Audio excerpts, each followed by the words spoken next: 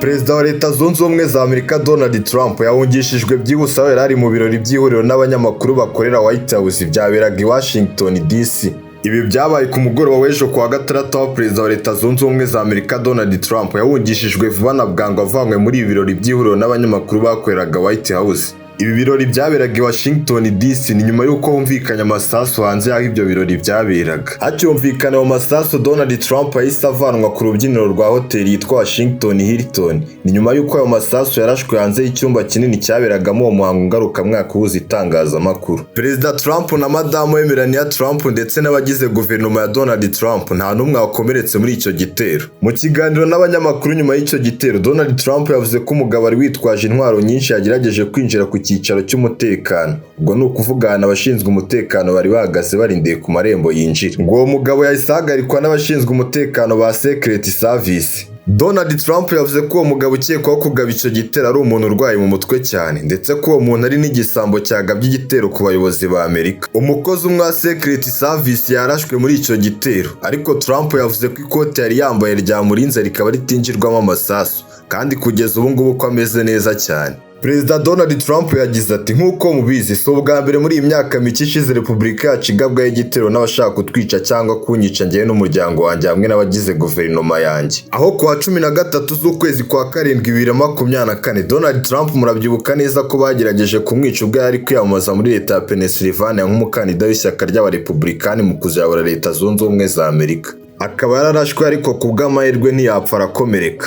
Icyo gihe Donald Trump yararashwe arakomereka ku gutwi kwe kw'iburyo hejuru. Akaba yararashwe na Thomas Crooks w'imyaka 20, aho yarashe amasasu ageze ku 8 avuye mu mbunda yo mu bwoko bwa AR-15 yari aturutse ku gisenge cy'inyubako. Iyo nyubako ikaba yari iri hafi y'aho Donald Trump yari ari kwiyamamariza. Reka twigarukire kuri iraswa ryabaye muri ibi birori, aho Donald Trump yakomeje agira ati kubera ibyabaye uyu mugoroba ndasaba abanyamerika bose kongera kwiyemeza gukemura ibyo batumvikanaho mu mahoro. Donald Trump abajijwe n'umunyamakuru niba yemera ko ari wari ugambiriwe kwicwa muri icyo gitero, Trump yasubije agira ati ndakeka ko ari byo. Yego ni njyewe bashakaga kwica pe. Urwego rushinzwe kurinda Perezida wa Amerika barwita Secret Service rwavuze ko kurasana kwabereye ahantu hasuzumirwaga binjiraga muri ibyo birori, kandi ko umuntu ukekwaho icyo cyaha yamaze gutabwa muri yombi n'inzego za FBI. Urwego rushinzwe umutekano wa Perezida wa Amerika rwagize ruti uko ababigizemo uruhare bamerewe ntibiramenyekana neza, kandi inzego z'umutekano ziracyakora iperereza no gusuzuma uko ibintu byagenze. Ishami rishinzwe ubutabera muri Amerika ryatangaje ko uyu mugambi wari uyobowe n'ingabo z'impinduramatwara za Iran bazita RGC, Islamic Revolutionary Guard Corps, ngo bakaba bagabye iki gitero mu rwego rwo kwihorera ku rupfu rwa General Qasim Soleimani wishwe na Amerika mu mwaka wa 2020 mu gitero cya Amerika yagabye muri Iraq, aho Perezida Donald Trump ari wategetse ko bica General Soleimani. Bakaba banongeyeho ko Iran ishaka kwica Perezida wa Amerika bitewe n'uko uyu muperezida nawe yishe abayobozi benshi ba Iran afatanyije na Israel. Iri shami rishinzwe ubutabera ryakomeje rivuga ko bapanze kwica Perezida wa Amerika noneho bakazahita bakurikizaho Minisitiri wa Israel Benjamin Netanyahu. Mbere gato y'ikiganiro n'abanyamakuru, Donald Trump yashyize ku rubuga rwe rwa Truth Social amafoto agaragaza ukekaho kugaba igitero yafashwe aryamishijwe hasi n'abashinzwe umutekano. Ndetse Donald Trump yanasangije abamukurikira andi mashusho ya kamera z'umutekano agaragaza umugabo uri kwiruka acika, aho yanyuze hafi y'abashinzwe umutekano bahita bakoramo imbunda zabo maze baramurasa ahita apfa ako kanya. Janine Felice Piro, uyu ni umwunganizi mu mategeko i Washington DC, ubwo ni mu karere ka Columbia, yavuze ko ukekwaho icyo gitero azaregwa gukoresha imbunda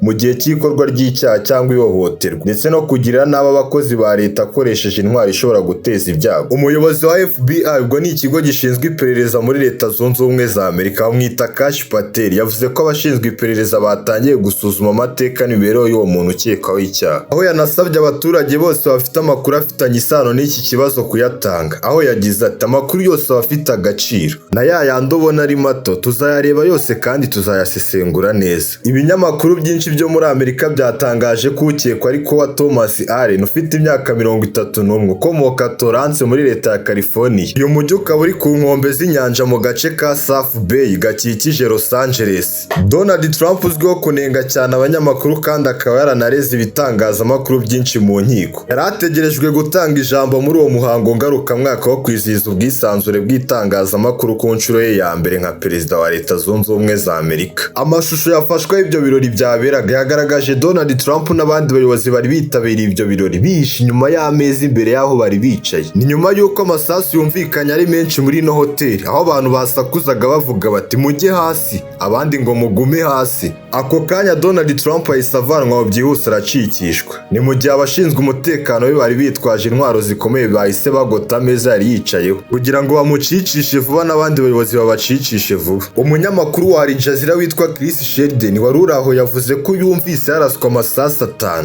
Ayo masasu akaba yarasuye hanze y'icyumba kinini cyaberagamo ibyo birori, aho yagize ati twumvise impumuro y'ifu y'amasasu twahise tujya hasi ako kanya, ibi byabereye inyuma yanjye neza. Yakomeje agira ati sinabashije kumenya intera yari iri hagati yanjye n'uwo muntu warasaga, ariko byari inyuma y'inzugi zinjirirwamo muri icyo cyumba. Sheridan yakomeje avuga ko nubwo hari umutekano ukomeye nko ku kibuga cy'indege ndetse n'aho ibyo birori byaberaga, umuntu wese wari ufite itike yo kwinjira yashoboraga kwinjira muri hoteli no kumanuka mu gice cyo hasi, aho icyo gice cyo hasi cyari cyicayemo abayobozi muri icyo cyumba, aho abayobozi bagiye batandukanye bamaganye icyo gitero nka Minisitiri w'Ubuhinde Narendra Modi, Minisitiri w'Intebe w'Ubuyapani Sania Takiyachi ndetse na Perezida wa Mexico bamwita Claudia Sheinbaum bamaganye icyo gitero kandi banagaragaza ko bishimiye ko Donald Trump ntacyo yabaye. Aho Narendra Modi yanditse kuri X agira ati ihohoterwa ntirikwiye kugira umwanya muri demokarasi kandi rigomba kwamaganwa nta kuzuyaza. Uyu Donald Trump yagiye yibasirwa n'ibitero byinshi mu gushaka kumwica, harimo naho yagiye araswa amasasu agaca hafi ye mu gihe cyo kwiyamamaza. Icyo gihe mu mwaka wa 2024 yari ari kwiyamamariza kuyobora Leta Zunze Ubumwe za Amerika. Uwitwa Thomas Crook yarashe amasasu 8 kuri Trump mu gihe cyo kwiyamamaza. Ayo masasu akaba yarishe umuntu umwe wari witabiriye icyo gikorwa cyo kwiyamamaza,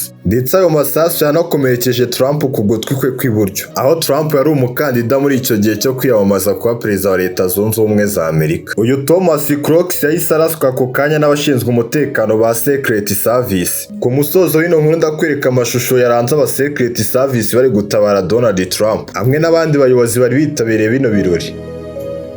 Ndakwibutsa kandi gukora subscribe kuri Cedric Cedro Fish kugira ngo tujye tubana mu makuru agiye agezweho ako kanya, kandi wibuke no kumfollowinga kuri Instagram yanjye banyita Cedric Cedro no kuri TikTok banyita Cedric Cedro 1. Ciao ciao, Imana ikomeze kubarinda kandi ndabakunda bya hatari. Ushaka amafoto meza, amavideo meza n'amadizayini meza wahamagara J Creator kuri 0794386771. Wamwandikira kuri WhatsApp ukoresheje iyo nimero ya 0794386771 cyangwa ukamusura ku mbuga nkoranyambaga Instagram yitwa J Creator, kuri TikTok yitwa J. Mu mugana bakorera amafoto meza n'amavideo meza n'amadizayini agiye atandukanye y'ubwoko bwose.